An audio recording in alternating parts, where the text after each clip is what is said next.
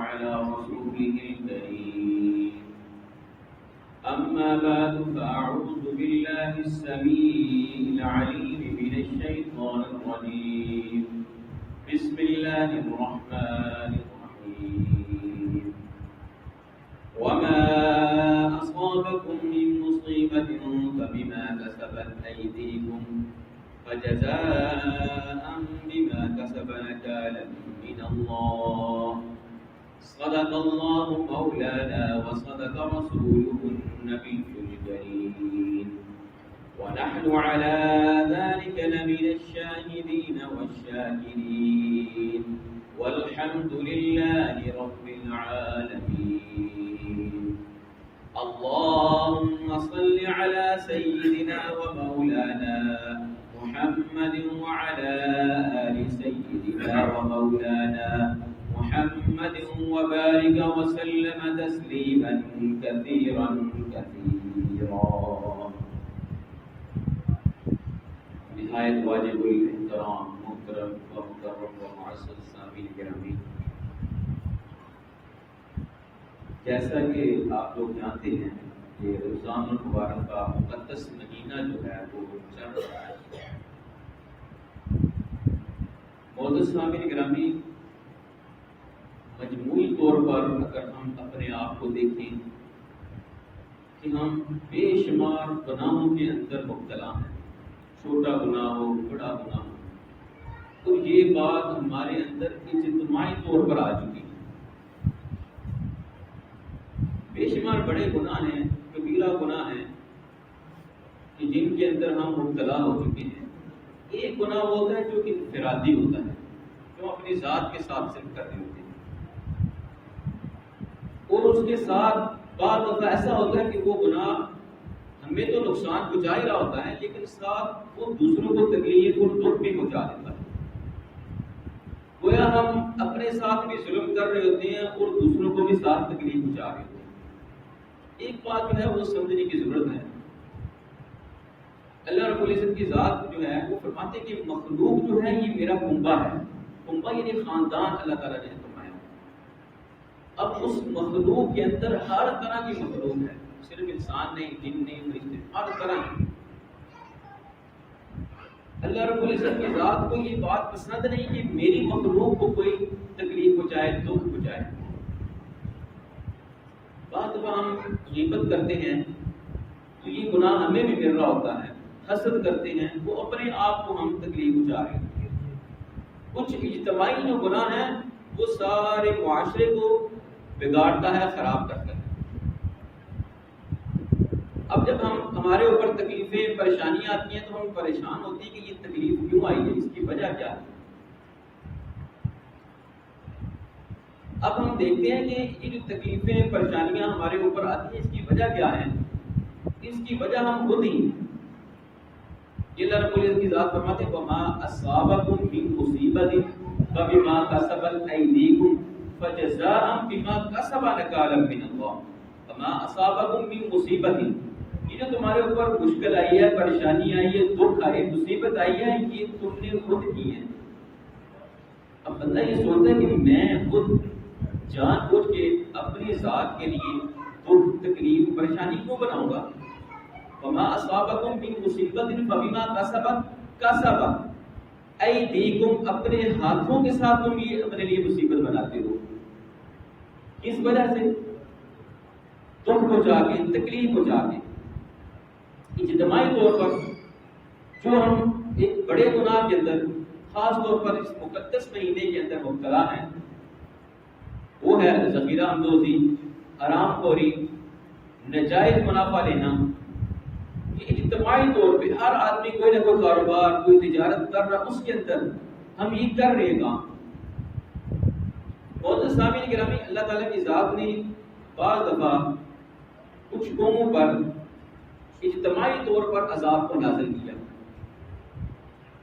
اور کچھ کو علاقے کے حساب سے کسی گاؤں کے اندر، کسی علاقے کے اندر کچھ نہ کچھ عذاب جو ہے وہ نازل کی. جہاں پر جس قوم کے اندر زیادہ برائی یعنی وہ حد سے جب بڑھ چکے تو اللہ رب العزت کی ذات نے ان پر جو ہے وہ عذاب کو نازل فرما دیا. مثال کے طور پہ اب حضرت نوح علیہ السلام کو دیکھ لیں، اجتماعی طور پر نافرمان تھے، سارے کے سب کو غرق کر دیا پانی کے اندر، 70-80 بندے جو ہے وہ بچے، باقی سب کو غرق کر دیا۔ اجتماعی طور پر یہ گناہ کر رہے تھے، پیغمبروں کی نافرمانیاں کر رہے تھے۔ اگر ہم سورۃ الطلاق کے اندر پڑھیں تو اللہ رب العزت کی ذات فرماتے ہیں وَكَأَيٍّ مِّن قَرْيَةٍ عَتَتْ عَنْ أَمْرِ رَبِّهَا وَرُسُلِهِ، اللہ تعالیٰ فرماتے ہیں کہ بعض بستیاں ایسی ہیں کہ جن بستیوں کے اندر میں نے عذاب نازل کیا، ان کو پکڑا، من قریۃ عتت عن امر ربها، اس کی وجہ کیا تھی کہ وہ لوگ اس وقت کے رسول کی اور رب کے حکم کی نافرمانی کرتے تھے۔ پھر اللہ رب العزت کی ذات فرماتے ہیں کہ میں نے پکڑا ان کو کیسے، قریۃ عتت امر ربها ورسله فحاسبناها حسابا شدیدا، پھر حساب لیا، اللہ فرماتے ہیں میں نے ان سے حساب لیا ہے، کیسا حساب، یہ حسابا شدیدا، زبردست شدید قسم کا پھر جو ہے ان سے حساب لیا، وعذبناها عذابا نکرا، اور سخت عذاب جو ہے اس کے اندر ان کو مبتلا کر دیا۔ پھر اللہ تعالیٰ کی ذات فرماتے ہیں فذاقت وبال امرها وكان عاقبۃ امرها خسرا، فذاقت، پھر اللہ فرماتے ہیں میں نے ان کو ذائقہ چکھایا، مزہ چکھایا، جیسے ہم کہتے ہیں نا کہ مزہ چکھ جناب تمہیں آ جائے گا، تم نے یہ کام کیا، ہم تمہارے ساتھ اس طرح نپٹیں گے کہ تمہیں مزہ آ جائے گا، آنکھیں کھل جائیں گی، پتہ لگ جائے گا۔ اللہ فرماتے ہیں فذاقت وبال امرها، یہ جو میں نے انہیں عذاب کا مزہ چکھایا نا، وبال امرها، ان پر یہ جو وبال آیا نا، یہ جو تکلیف آئی، پریشانی آئی، یہ انہوں نے خود اپنے لیے کری تھی، اور یہ وبال ان کے لیے کیا ہے، وَكَانَ عَاقِبَةُ أَمْرِهَا خُسْرًا، کہ جو ان کا انجام ہے، ان کی جو عاقبت خراب ہوئی ہے نا، وہ خسارے میں چلے گئے۔ یعنی اب ان کے لیے کچھ نہیں۔ یہاں پر میں ایک مثال دے کے بات کو آگے لے کر چلتا ہوں۔ دیکھیں انسان کی جو زندگی ہے نا، جو 60-70 سال کا آدمی ہے، وہ اس کی زندگی کے اندر 3 حصے آتے ہیں، پہلے جوانی، پھر جناب بچپن، پھر جوانی اور پھر بڑھاپا۔ جس آدمی کا بچپن اچھا ہو جائے، جس کی بچپن کے اندر تربیت اچھی ہو جائے، اس کی جوانی اچھی ہو جائے گی۔ اچھا، جب جوانی ٹھیک ہو جائے گی، بڑھاپا بھی ٹھیک ہو جائے گا۔ اب اگر اس کو ہم کاروباری لحاظ سے ہم دیکھیں کہ جناب پہلا سٹیپ جو ہے وہ کام سیکھنے والا، اگر اس نے اچھا کام سیکھ لیا، پھر اس کا سٹیپ دوسرا آتا ہے اس کاروبار کو آگے بڑھانے کا۔ اگر اس نے وہ کاروبار ٹھیک کر لیا تو تیسری اس کی منافع والی زندگی جو ہے وہ اچھی گزر جائے گی۔ اسی طرح ہماری جو یہ دنیا والی زندگی ہے نا، یہ جو زندگی ہے یہ پہلا سٹیپ ہے۔ جس کی دنیاوی زندگی ٹھیک ہو گئی ہر معاملے کے اندر، اس کی اگلی منزل آسان ہو جائے گی، قبر والی منزل۔ 3 سٹیپ ہے یہاں پر، دنیاوی زندگی اور جناب قبر اور حشر۔ اب جس نے یہ زندگی جو ہے اللہ اور اس کے رسول صلی اللہ علیہ وسلم کے حکموں کے مطابق گزار دی، اس کی یہ جو زندگی ہے قبر والی، برزخ والی جو زندگی ہے، اس کی آسان ہو جائے گی۔ اب اس کو یہاں پر انسان کو پتہ چل جائے گا کہ میری اگلی زندگی بھی آسان ہے۔ اب یہ زندگی اچھی نہیں نا، تو یہ بھی کوئی نہیں ٹھیک، قیامت تک کے لیے عذاب ملتا رہے گا۔ پھر اس کو پتہ ہے کہ اس سے جان چھوڑنی ہے تو دوبارہ پھر عذاب میں جانا ہے۔ اگر یہ زندگی صحیح کر لی پہلی والی، تو اگلی زندگی بھی ٹھیک ہو جائے گی۔ تو خیر معزز اسلامی نگرامی، میں عرض کر رہا تھا کہ اللہ تعالیٰ کی ذات نے قوم کو سخت عذاب سے پکڑا، وجہ نافرمانی تھی، طرح طرح کی نافرمانی۔ اللہ رب العزت کی ذات فرماتا ہے فَكُلًّا أَخَذْنَا بِذَنبِهِ، کہ کچھ جو بستیوں کے لوگ تھے، قومیں تھیں، ان کو میں نے جو ہے وہ پکڑا۔ أَخَذْنَا بِذَنبِهِ، کیوں پکڑا، عذاب کیوں نازل کیا، بِذَنبِهِ، ان کے گناہوں کی وجہ سے، ان کے نافرمانی کی وجہ سے میں نے پکڑا۔ وہ کوئی ایسا نہیں تھا کہ ان کو ویسے اللہ رب العزت کی ذات نے سزا دی تھی، پھر ان پر جو اللہ رب العزت کی ذات نے سزائیں دی، قرآن مجید کے اندر موجود ان قوموں کی کیا کیا سزائیں ہیں۔ اب اندازہ لگا لیں فَكُلًّا أَخَذْنَا بِذَنبِهِ فَمِنْهُمْ مَنْ أَرْسَلْنَا عَلَيْهِمْ حَاصِبًا. یہ جو ذخیرہ اندوز جو تھے نا مال کے اندر جو ناپ تول کے اندر کمی کرنے والے ملاوٹ کرنے والے، اللہ فرماتے ہیں کہ میں نے ان پر کیا نازل کیا؟ عذاب نازل کر دیا. قوم لوط کی اجتماعی بدکاری جو تھی اس میں وہ مبتلا تھے. کیا کیا؟ ارسلنا علیہم حاصبا، ان پر آسمان سے پتھر نازل کر دیا. حالات ہمارے بھی ایسے ہیں، اللہ تعالیٰ ہم پر رحم کرے. پھر اللہ تعالیٰ کی ذات کیا فرماتے ہیں؟ وَمِنْهُمْ مَنْ أَخَذَتْهُ الصَّيْحَةُ. ایک اور قوم تھی اس پر بھی عذاب آیا، أَخَذَتْهُ الصَّيْحَةُ. اس پر عذاب اللہ تعالیٰ کی ذات جو فرماتے ہیں وہ عجیب سا عذاب تھا. ایک زوردار آواز نے ان کو غرق کر دیا، موت کی نیند سلا دی. ایک زوردار آواز. اب دیکھیے اللہ تعالیٰ کی ذات نے ہمیں کان دی، ایک محدود جو ہے حد تک ہم سن سکتے ہیں. زیادہ آواز آئے ہم کہتے ہیں کہ کان پھٹنے والے ہیں، ہم سن نہیں سکتے. تو وہ اذیت ہوتی ہے، تکلیف ہوتی ہے، پریشانی میں انسان مبتلا ہو جاتا ہے. تو یہ قوم جو تھی ذخیرہ اندوز ملاوٹ کرنے والی قوم، اس پر اللہ تعالیٰ کی ذات نے یعنی حضرت شعیب علیہ السلام کی جو قوم تھی ایک زوردار آواز کو نازل کیا کہ جس کی وجہ سے وہ سارے کے سارے بھاگے، ہلاک ہو گئے. پھر اللہ تعالیٰ کی ذات کیا فرماتی ہے؟ وَمِنْهُمْ مَنْ خَسَفْنَا بِهِ الْأَرْضَ. ایک قوم ایسی گزری کہ جس کو زمین کے اندر گاڑ دیا. یہ قوم کون سی تھی؟ حضرت موسیٰ علیہ السلام کے بعد جو تھا قارون جو تھا اس نے سارا خزانہ اپنے پاس جمع کیا. حضرت موسیٰ علیہ السلام جاتے ہیں اس کے بعد، تو آپ کا چونکہ عزیز بھی تھا تو اب اس سے فرماتے کہ ایسا کرو اپنے مال کو خرچ کرو. میں کہا نہیں میں کیوں خرچ کروں، کہ میرا اپنا مال ہے، میں نے خود کمایا، میرا دماغ تھا، میری ہمت تھی. جیسے ہم بھی کہتے ہیں ہمارا اپنا مال ہے، اس میں ہم مرضی کریں. تو اللہ تعالیٰ کی ذات کیا فرماتے ہیں؟ فَخَسَفْنَا بِهِ وَبِدَارِهِ الْأَرْضَ وَمَا كَانَ لَهُ مِنْ فِئَةٍ يَنْصُرُونَهُ مِنْ دُونِ اللَّهِ وَمَا كَانَ مِنَ الْمُنتَصِرِينَ. اس کا جو مال جو تھا اور اس کے جو سپاہی تھے جو اس کی رکھوالی کرتے تھے، ان کے سمیت ہی اللہ تعالیٰ کی ذات نے زمین کے اندر کو کاٹ دیا. تو کچھ ایمان کمزور والے لوگ بھی تھے ہماری طرح، وہ جب قارون کو دیکھتے تھے نا، بڑا اس نے سونے کا زیور شیور پہنا ہوتا، بڑا اس کا مال دیکھتے تو کہتے کہ بھائی ہاں اس کی قسمت اچھی ہے، یہ بندے کی قسمت بہت اچھی ہے، بڑا مال ہے اس کے پاس. لیکن وہی مال اس کا وبال جان بن گیا. جس مال کو ہم صحیح طریقے سے نہ کمائیں، اس مال کو صحیح طریقے سے اللہ کے راستے میں نہ خرچ کریں، تو وہ ہمارے لیے کیا بن جائے گا؟ وبال جان بن جائے گا. پھر کیا فرمایا؟ وَمِنْهُمْ مَنْ أَغْرَقْنَا، ہم نے غرق کر دیا. وہ میں نور کو دیکھیں اللہ تعالیٰ کی ذات نے پانی کے اندر غرق کر دیا. حضرت موسیٰ علیہ السلام کی قوم کو دیکھیں کہ پانی کے اندر جو ہے ان کو غرق کر دیا. فرعون کے سمیت اس کی جتنے بھی نافرمان تھے سب کو سب اجتماعی طور پر غرق کر دیا. تو معزز سامعین گرامی، اسی طرح اللہ رب العزت کی ذات نے قرآن مجید فرقان حمید کے اندر حضرت شعیب علیہ السلام کا مختصر سا واقعہ میں آپ کے سامنے عرض کرتا ہوں کہ ان کی کیا وجہ تھی کہ اللہ تعالیٰ کی ذات نے انہیں غرق کر دیا.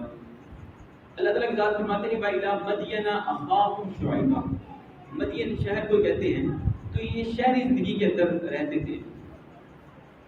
تو اللہ رب العزت کی ذات فرماتے ہیں کہ جو قومی بھائی تھے شعیب علیہ السلام ان کے، میں نے ان کو ان کی طرف بھیجا پیغمبر بنا کر کہ وہ لوگوں کی اصلاح کریں. سب سے پہلے ان کا عقیدہ ٹھیک کریں.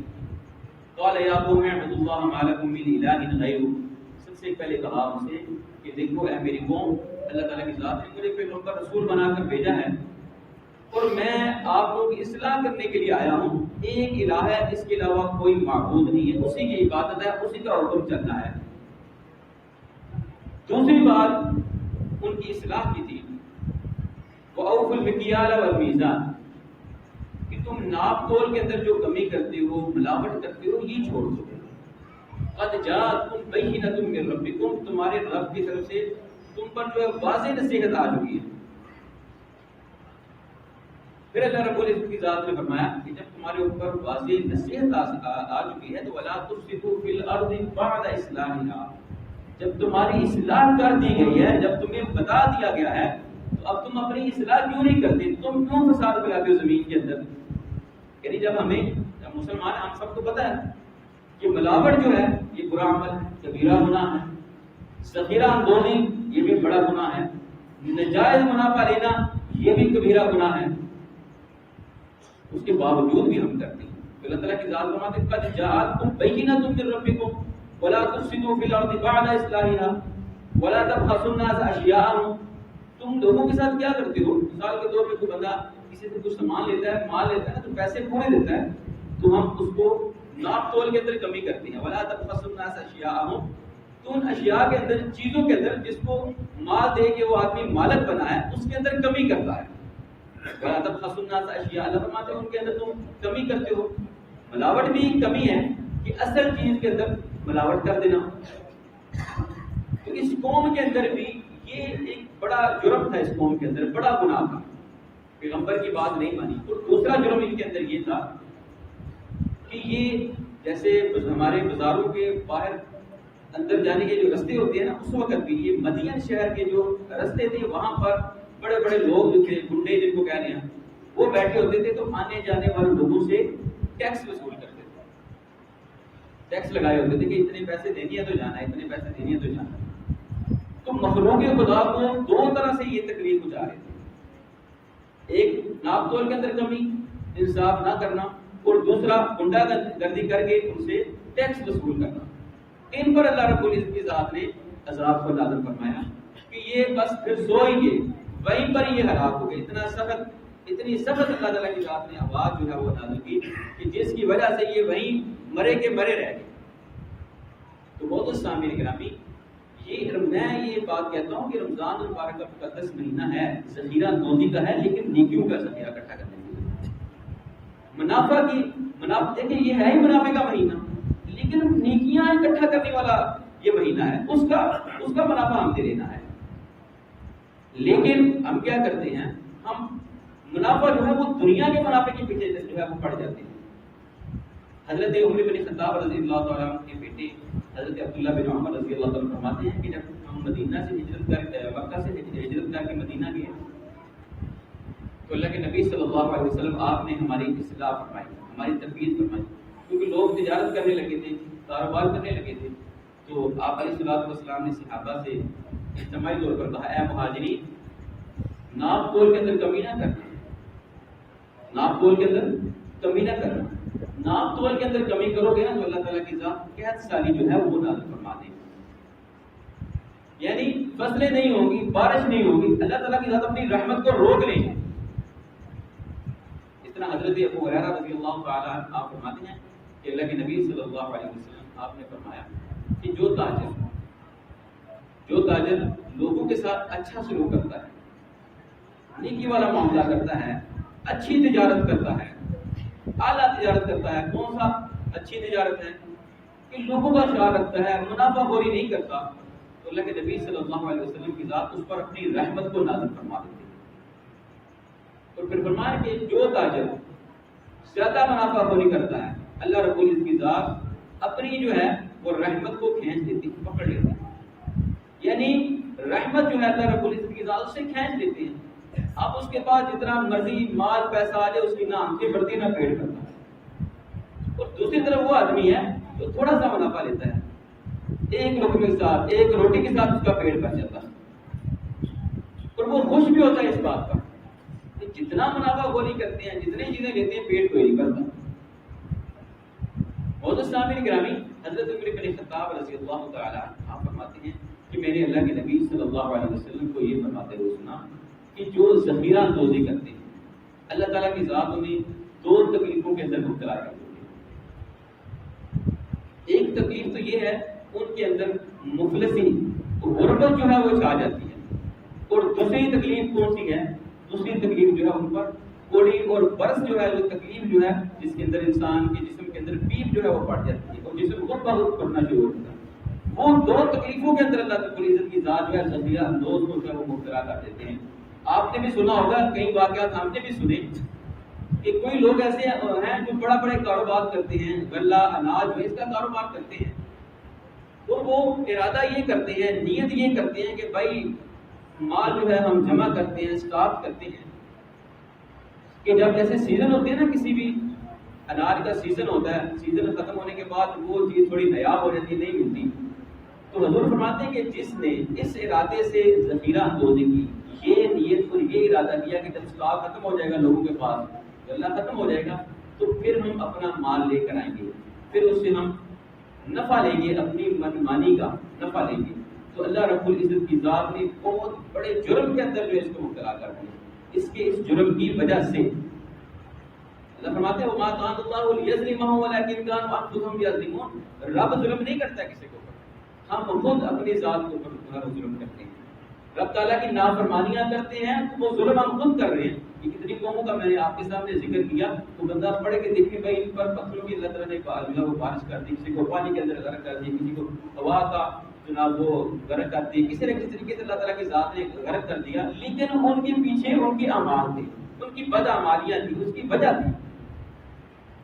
تو اللہ کے نبی صلی اللہ علیہ وسلم نے فرمایا کہ جس نے یہ ارادہ کیا کہ میں اس وجہ سے کہ لوگوں سے نفع لوں گا، اپنی منمانی کے پیسے اسے وصول کروں گا، منافع خوری کروں گا، تو اللہ رب العزت کی ذات اسے مفلسی اس کے اندر جو ہے وہ نازل فرما دے گی، غربت جو ہے وہ نازل کر دے گی اللہ تعالیٰ کی ذات. اب دیکھیں میں عرض کر رہا تھا بڑے بڑے تاجر ہیں، 2-4 سال کاروبار بڑا اچھا کرتے ہیں، خوب منافع کماتے، کہتے ہیں بڑا نفع ہو رہا ہے، لیکن بعد میں پتہ چلتا ہے کہتے ہیں جی اب مال بکا نہیں اس سال. جو اللہ والا آ جاتا ہے وہ اپنا مال مارکیٹ کے اندر بھیج دیتا ہے تھوڑے سے پیسوں کے ساتھ، تو اس کا مال بھی کئی دفعہ خراب ہو جاتا ہے اور اس کو نقصان ہو جاتا ہے. اب یہ سوچتا ہے کہ کیوں ہوا، یہ نہیں سوچتا کہ میں نے یہ میرا مال ہوا میری وجہ سے ہوگا، میں نے جو غلط عمل کیا ہوا تھا اللہ اور اس کے رسول صلی اللہ علیہ وسلم کی جو نافرمانی کی ہوئی تھی اس کی وجہ سے مجھ پر یہ مفلسی آئی، مجھ پر یہ غربت آئی، یہ میرا ذاتی گناہ تھا، میرے رب نے مجھ پر ظلم نہیں کیا.